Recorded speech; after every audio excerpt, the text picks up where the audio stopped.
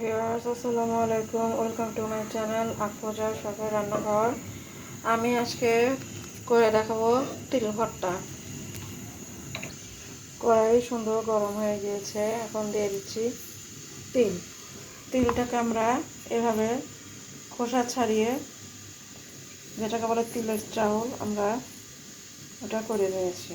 এখন দিয়ে দিচ্ছি তিলটা আমরা সুন্দর করে ভাজবো।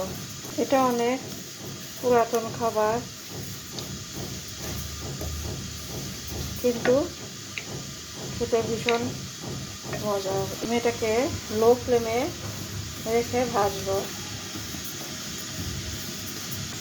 এটা একভাবে নাড়তে হবে যাতে করে পুড়ে না যায়, আর তেলটা পুড়ে গেলে খেতে তিতা লাগবে।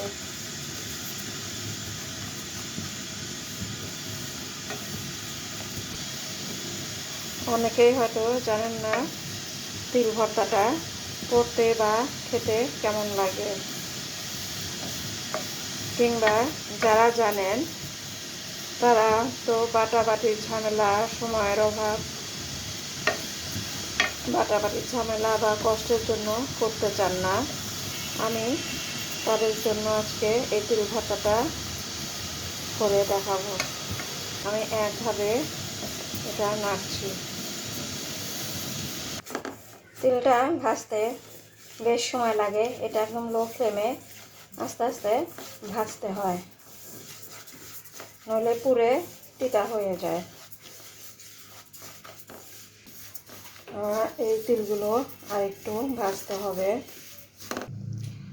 আপনারা এটাকে সামান্য নিয়ে মুখে দিয়ে দেখবেন যে মচমচা হয়েছে কিনা। যখন দেখবেন এটা খুব সুন্দর মচমচা হয়েছে, তখন বুঝতে হবে যে তিল ভাজাটা হয়ে গিয়েছে। গাইস, তিল ভাজাটা হয়ে গিয়েছে। তিল ভর্তাটার জন্য এখন এখানে পেঁয়াজ মরিচ ভেজে নিচ্ছি, দিয়ে দিচ্ছি তেলটা বেশি লাগে না। ভর্তায় মূলত পেঁয়াজ রসুনটাই আসল। ভর্তা যত বিশেষ করে রসুন পেঁয়াজ দেওয়া যায়, ভর্তা খেতে তত মজা হয়। তেলটা আমার গরম হয়ে গিয়েছে, এখন আমি দিয়ে দিচ্ছি পেঁয়াজটা আমি একটু মোটা মোটা করে কেটে নিয়েছি।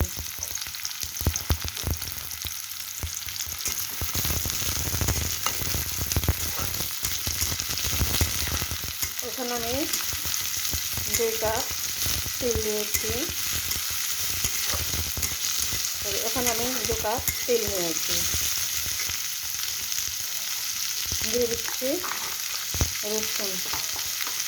রসুনটাও আমি মোটা মোটা করে কেটে নিয়েছি।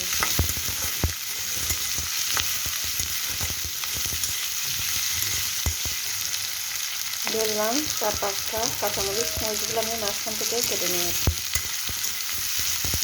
এখানে আমি শুকনো মরিচটাও ব্যবহার করব।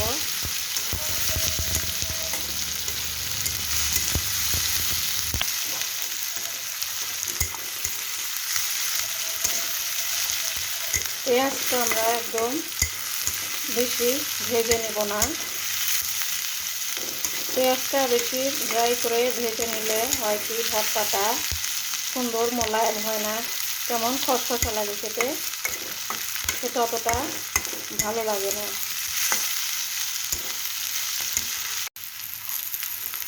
দিয়ে দেবো পর্যায়ে লবণ পরিমাণ মতো।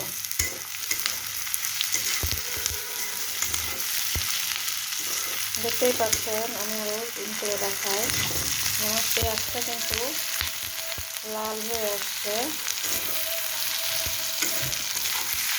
ভিউয়ার্স, আমি বলেছিলাম শিলপাটায় বাটার ঝামেলা ছাড়াই আমি তিল ভর্তাটা করে দেখাবো।